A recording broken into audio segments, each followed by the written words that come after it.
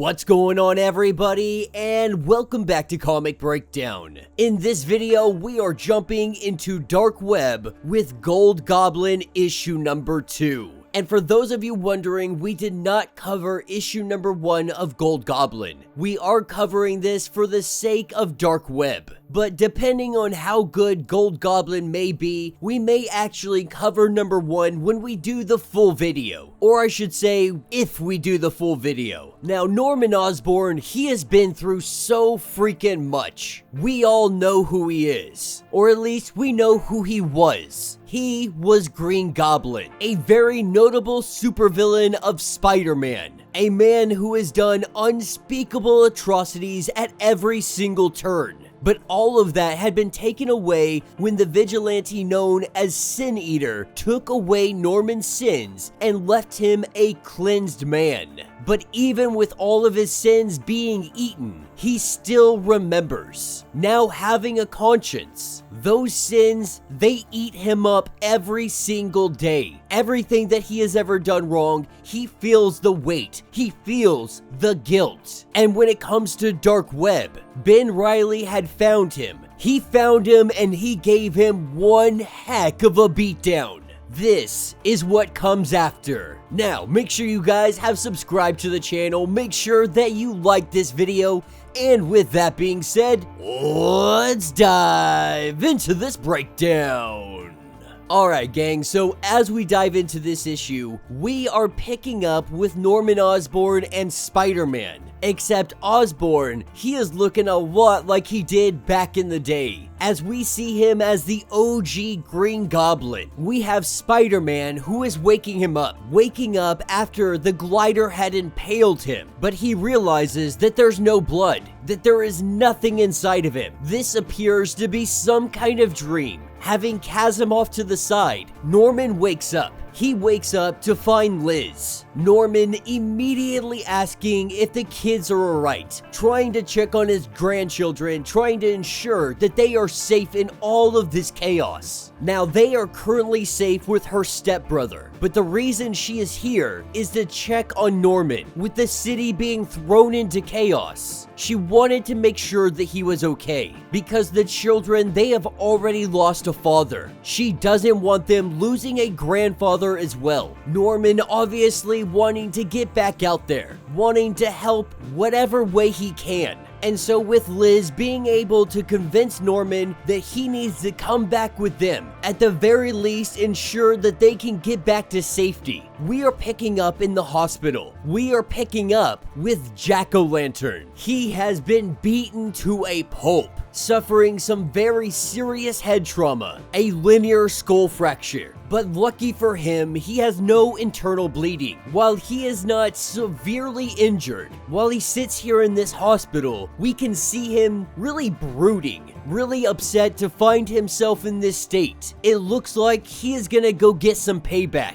That is what picks us up with Norman. As they make their way across the city, we see Norman accidentally crash. In all the chaos, he goes off the road and runs into a tree. That is because a puppy had stepped into the road. But this puppy, Norman recognizes as his own. The puppy that he had killed as a child. Norman had clubbed this puppy to death when he was only 7 years old. Not sure if this is a side effect of limbo or some kind of guilt or maybe just a little bit of both. But this pup is just laying into him, letting him know that you killed me. You clubbed me to death when you were merely a child. Now, the reason that Norman did this is because they didn't have enough food growing up. Norman knew that his father may very well eat the freaking dog. And so Norman put the dog out of his misery, made sure that it wouldn't become dinner. He tries to justify his actions. He tries to tell the puppy that it was really for the good. It was for the best. But that is when Liz interrupts him. the puppy gone, and them saying that they gotta get out of here. They still have 6 blocks that they need to go, and so they pack up and they head out. It doesn't take them long to get to Alchemex. Everybody is here safe inside the panic room that they had built on the executive floor. While Norman sits on the rooftop, this is where Dr. Kafka comes out. Norman saying he is happy to see her, especially after everything that happened with all the Beyond stuff. With the doctor going on to say that she really just wanted to help Ben Reilly, but the cracks started to show. But really what Norman wants to talk about is his own sins. Yes, the sins may be cleared out. The Sin Eater took them all away, but the memories still linger. The guilt he feels on his heart, it is there every single day. And Chasm told him what had happened to him. Ben Reilly had his memories more or less taken away. They were removed. With Norman looking into it, this is what is called memo surgeries. The doctor and Beyond had developed it. What Norman is saying is that he is interested in these memory removals. Now, the good doctor's letting him know that those memories, having them removed from Ben, it turned him into a hole of hate. But Norman does believe that they can perfect this. And even more, he is willing to offer himself up as a guinea pig because he no longer is seeking atonement. These memories, this guilt, it is weighing on him so very heavily. He is not sure how much he can take. This is when the doctor does ask him a question. Did you ever wonder what happened to your sins? And this is where we see Queen Goblin.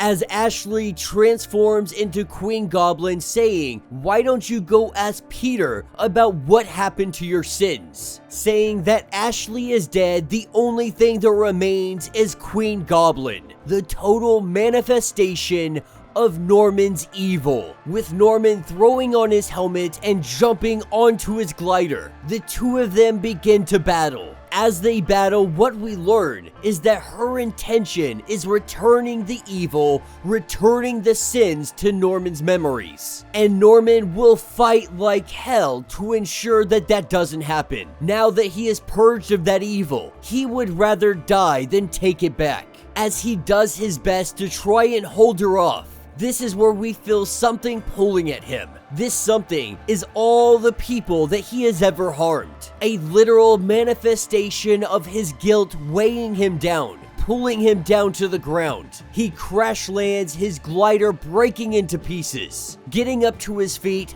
beaten and broken again. He looks around for Queen Goblin, but he does not see her. That is when he pulls out his phone. He calls Peter Parker and he asks him what the heck is going on. But getting back to his laboratory, he knows that he has to find her before she finds him. That he has to destroy her along with all of his sins. Being just completely fed up with goblins. In his office, this is where he sees Gwen Stacy. As she taunts him, as she messes with him, reminds him of the guilt that he has done. He screams at her to leave him alone, and we see Gwen disappear. A moment of silence, Norman takes the opportunity to go to sleep. And while Norman may think that this is the worst of his problems, what we see is Jack-o'-lantern now out of the hospital, and he has suited up, believing that the Queen Goblin is his only concern.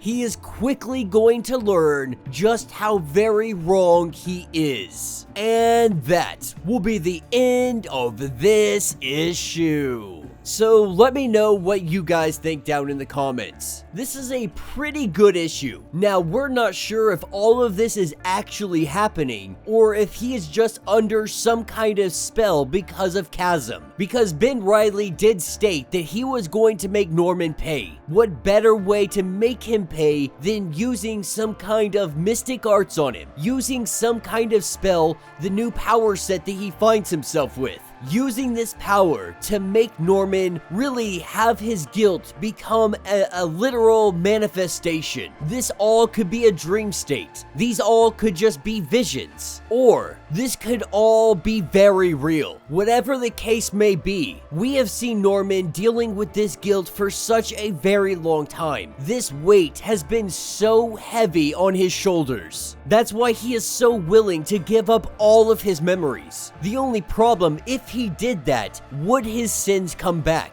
Just because he has been cleansed of his sins doesn't mean that he cannot sin again. It doesn't mean that he cannot revert back to Green Goblin. If you take away the memories, if you take away all of the guilt, what man would be left behind? Would it be a pure version of Norman? Or would it be the Green Goblin? Let me know your thoughts. Let me know your theories. If you would like to get completely caught up on everything going on with Dark Web, be sure to check out the link in my description as well as the top of this video. It is gonna get you completely caught up on everything going on with this event. If you would like to support the channel, you can always do so by joining the channel membership. Much like Patreon, having 5 different tiers, from $1 to $50, from loyalty badges to getting free comics every single month. Not only does this help out the channel tremendously, but you are getting tons of perks in the process. Now, if you are unable to do this, do me a favor, subscribe to the channel, like this video, hit that notification bell, and with that being said, until the next breakdown.